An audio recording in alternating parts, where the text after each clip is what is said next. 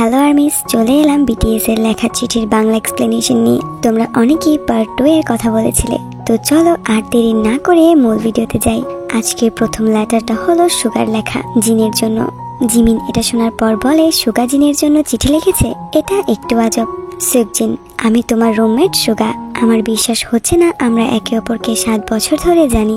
আমার মনে হচ্ছে যেদিন তোমার সাথে প্রথম দেখা তুমি একজন ভালো এবং দয়ালু ব্যক্তি লাগছিলে। তুমি আজকাল এত হাসি খুশি আর ব্রাইট দেখাও যা আমাকে অবাক করে তোলে। এখন আপনার মধ্যে অনেক পরিবর্তন এসেছে। আগে আপনি স্টেজে কত নার্ভাস থাকতেন, কিন্তু আজকাল যখন আমি আপনাকে স্টেজে দেখি তখন আমি অনুভব করি যে আপনি কত ভালো গান গান। এসব আপনার লং টাইম কঠোর পরিশ্রমের ফল। আমি আপনাকে অনেক সময় থেকে দেখছি। এটা মন ছুঁয়ে যাওয়ার মতো।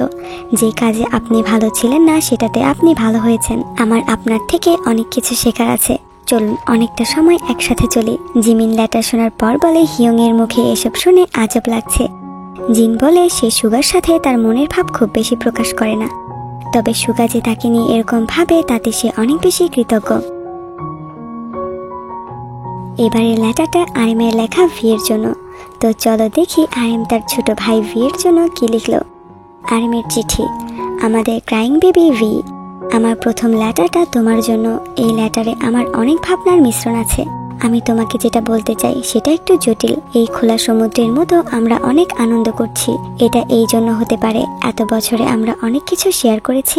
আমাদের নিজেদের ওল্ড মেমোরিগুলো মনে পড়ে। আমার মনে আছে যেদিন আমি তোমাকে প্রথমবার দেখেছিলাম, তখন তুমি তোমার বাবার সাথে ডোরমে এসেছিলে। আমার মনে আছে আমাদের ডেবিউর আগে তুমি কতটা চিন্তায় ছিলে। তোমার ইউনিক নেচার আমাকে অনেকবার অবাক করেছে। আমি ভাবি তোমার কোন দিকটা তোমাকে সব থেকে ইউনিক করতে সাহায্য করেছে। কিন্তু যেভাবে সময় পার হয়েছে আমাদের বয়স বাড়তে লাগলো, আর যাকে আমি আদর্শ মানতাম সে একটু আজব লোক। আমি তোমার ব্যবহারে আকর্ষিত হয়েছি, কখনো কখনো আমি জেলাসও হয়েছি। তুমি খুব সহজেই মানুষের সাথে কিভাবে ফ্রেন্ডশিপ করে নাও, আর সবাই তোমাকে পছন্দ করে। তুমি সবাইকে দেখিয়েছো তোমার সবার থেকে আলাদা হওয়ার সব থেকে বড় প্রতিভা। আমি বলতে চাই একজন বন্ধু, একজন পুরনো মেম্বার হিসেবে গ্রেটফুল, কৃষক না হওয়ার জন্য, স্যাক্সোফোন বাজানোর জন্য, আর বিটিএস কে পরিপূর্ণ করার জন্য, আমাদের কাছে আসার জন্য ধন্যবাদ। ওয়াও, মন ছুঁয়ে যাওয়ার মতো। ভি সত্যি ইউনিক।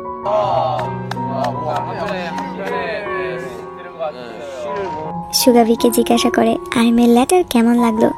ভি বলে সে সকল সমস্যার কথা আরিমের সাথে শেয়ার করে এবং আরিম তার বড় ভাইয়ের মতো সবসময় তাকে সঠিক পথ দেখায়।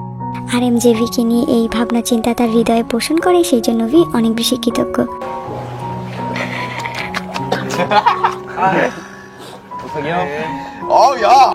এবার আমাদের জঙ্কুকের লেটার তার একমাত্র আইডল ভাই আরিমের জন্য।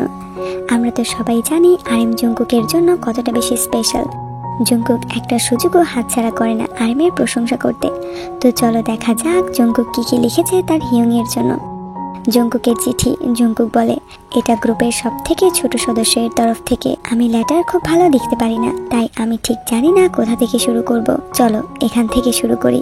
এটা এমন যার সম্পর্কে আমি সবসময় ভাবি। আমি প্রায় এই গ্রুপ থেকে অনুপ্রেরণা পাই, মেম্বারসদের থেকে অনেক কিছু শিখি, কিন্তু আমি সব থেকে বেশি আপনার থেকে শিখি। আমার কাছে অনেক কিছু আছে যা আমি করতে চাই, কিন্তু আমি সেগুলো কখনোই দীর্ঘ সময় ধরে করতে পারি না, আর মাঝখানেই ছেড়ে দেই। তাই তোমরা সবাই এটা নিয়ে মজা করো।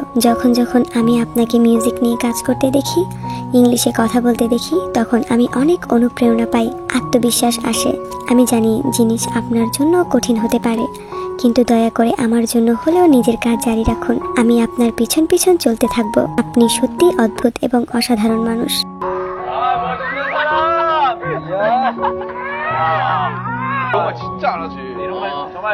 লজ্জায় আরিমের দিকে তাকাচ্ছিল না। আরিম বলে, জঙ্কুককে দেখে আমি জেলাস হই। সে সব কিছুতে এত ভালো। আমি চাই জঙ্কুক আরও এগিয়ে যাক।